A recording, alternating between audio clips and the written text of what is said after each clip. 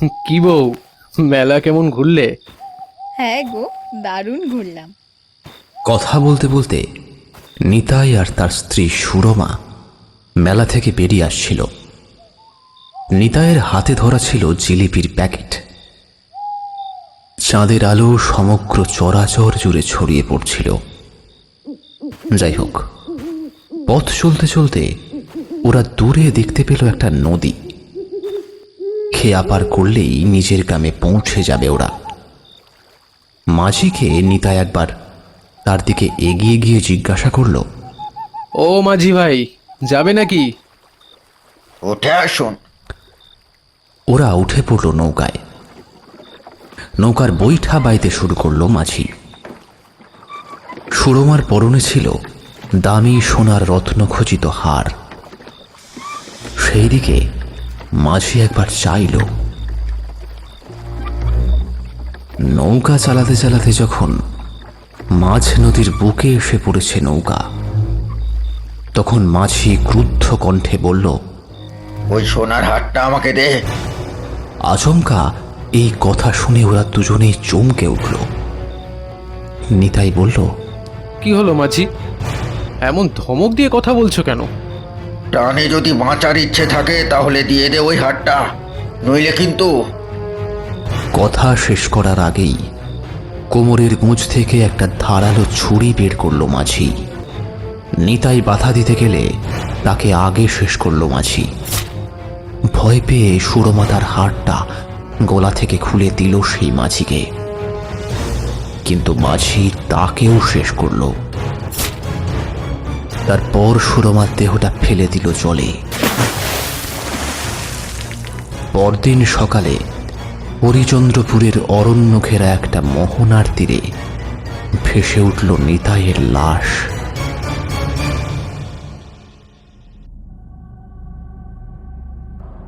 গ্রামে যেন দাউ দাউ করে আগুন ছড়িয়ে পড়ল। মোড়লমশাই বিশুচন্দ্র মল্লিক তার দাওয়ায় বসে পায়ের ওপর পা তুলে তখন তামাক সেবন করছেন।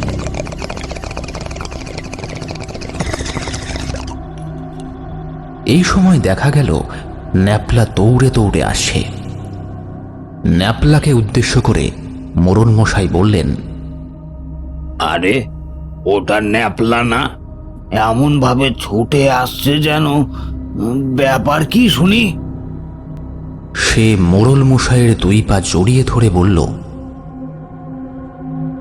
মোড়ল মশাই, আপনি আমাদের গ্রামের মা বাপ, দয়া করে এই চরম সংকট থেকে আমাদের রক্ষা করুন। মোড়লমশাই ন্যাপলার কান্না দেখে তার প্রতি দয়া পরবশ হয়ে মাথায় হাত দিয়ে বললেন, কেন রে বেটা, কি হয়েছে? আমার মা বাবা কাল রাত্রি থেকে ঘরে ফেরেনি। বাবা কোনো এক জায়গায় কাঠের কাজ করতে গিয়েছিল, সেই দুপুরবেলা বেরিয়েছিল, কিন্তু তারপরে বিকেল গড়িয়ে সন্ধে হয়ে গেলে তবু আসছে না দেখে মা বেশ উদ্বিগ্ন হয়ে পড়লেন। আমাকে খেতে দিয়ে বললেন, ওরে ন্যাপলা, তোর বাবা এখনো ফিরছে না কেন বলতো? এত দেরি তো করে না। তারপর দুপুর থেকেই একটা দাঁড় কাক যেইভাবে ডাকছে, তাতে তো আমার মনটা বড্ড কু গাইছে। সত্যি আমিও দেখলাম পেল্লাই সাইজের একটা দাঁড় কাক নির্নিমেষ চোখে তাকিয়ে আছে আমাদের ভিটের দিকে। সেই সাথেই তুলসী তলার তুলসী গাছটা কেমন যেন শুকিয়ে গিয়েছে। বাবা ন্যাপলা, তুই একটা কাজ কর, দড়ে খিল দিয়ে বসে থাক। আমি না ফেরা অব্দি তুই কিন্তু কোথাও যাস নে রে। আমি ওই সময় মায়ের আঁচল জড়িয়ে কেঁদে উঠলাম। না, আমি তোমাকে একা যেতে দেবো না। এত অন্ধকার, তুমি বাইরে কিভাবে বাবাকে খুঁজবে? চলো না, চলো না, আমিও তোমার সাথে যাই, তাহলে তোমার পাশে হ্যারিকেন নিয়ে খুঁজতে পারবো। একবার না বললে কথা শুনতে হয়। আমি তাড়াতাড়ি চলে আসব। এই বলে মা আমাকে একা রেখে চলে গেলেন। তারপর সেই যে গেলেন, আর ফিরে এলেন না, আর ফিরে আসেননি। খোকা, তুই কি সকালে মায়ের খোঁজ করেছিলি?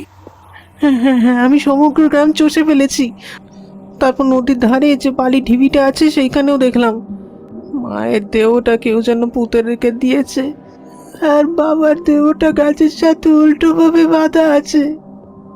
সর্বনাশ, বলছিস কি? চল তো একবার গিয়ে দেখে আসি। সকলেই মোড়ল মশাইয়ের সাথে নদীর ধারে গেল। বলতে গেলে 20-25 জন চলল মোড়ল মশাইয়ের পেছনে পেছনে। মোড়ল মশাইয়ের কথা শুনে ওরাই বালির স্তূপ থেকে বের করলো দেহটা। দেখা গেল ওই নারী দেহটা ন্যাপলার মায়েরই বটে, কিন্তু তার ঘাড় আর সোজা হয় না। কেউ যেন একটা প্রবল আক্রোশের সাথে ঘাড়টাকে মোটকে দিয়েছে, আর শরীর থেকে নিকড়ে নিয়েছে সমস্ত রক্ত, সাদা ফ্যাকাশে হয়ে গিয়েছে।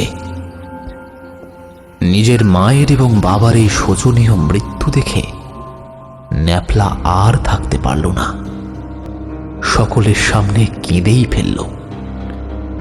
তাই দেখে মোড়ল মশাই তার কাঁধে একটা হাত রেখে আহত কণ্ঠে বললেন, ন্যাপলা, দুঃখ করিস না, কিছুই তো করার নেই।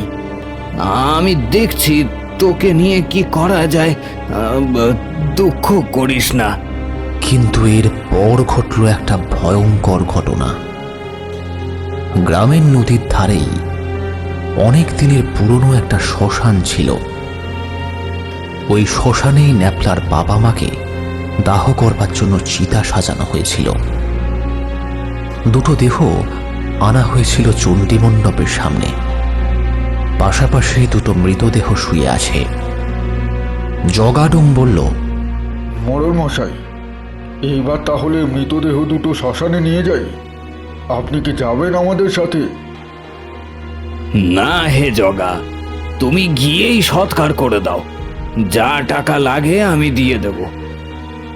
ওরা সবাই চলে গেলে মোড়ল মশাই বললেন, না, ভালো লাগছে না। এইভাবে একটা ছোট ছেলেকে অনাথ করে দিয়ে ওরা চলে গেল। কি ভাগ্যের পরিহাস ঈশ্বরের। উনি শুয়ে পড়লেন হ্যারিকেনের আলো নিভিয়ে। বাইরে তখন প্রচণ্ড হারে শুরু হয়েছে মুষলধারে বৃষ্টি। ঠিক এমন সময় দরজার বাইরে টোকার শব্দ পড়ল। দরজার শব্দ শুনে উনি এইবার বিরক্ত হয়েই বললেন, ওফ, এইটা কারোর বাড়িতেই আসার একটা সময়? ধুত্তর, দেখি কে আবার, কে? কিন্তু কোনো উত্তর এলো না। হারিকেন ধরিয়ে সেটাকে নিয়েই দরজার কাছে গিয়ে উনি দেখলেন দরজার তালা থেকে রক্ত বেরোচ্ছে। উনি ভয়ে পেয়েই কাঁপা কাঁপা হাতে দরজা খুললেন। তারপর দেখলেন দরজার বাইরে দাঁড়িয়ে আছে ন্যাপলার মা, কিন্তু তার সেই সুন্দর রূপ আর নেই। ঝলসে যাওয়া দেহটা নিয়েই চলে এসেছে সে। মোড়ল মশাই ভয় পেয়ে বলে উঠলেন, আরে তুমি এখানে? কিন্তু তোমাকে না একটু আগেই। হ্যাঁ মোড়ল মশাই, আমি শুধু আপনাকে জানাতে এসেছি আমি আমার খোকাকে নিয়ে যাব, আর এই গ্রামের মানুষদের কেউ পরিত্রাণ পাবে না। আমরা এই 4 জন খুব শীঘ্রই শেষ করব সকলকে, যদি না আসল দোষী শাস্তি পায় তাহলে। এই বলে সে অট্টহাসি করতে করতে বাতাসে মিলিয়ে গেল। মোড়ল মশাই কিন্তু ঠায় দাঁড়িয়ে থাকতে পারলেন না, বরং উনি ওখানেই অজ্ঞান হয়ে পড়ে গেলেন।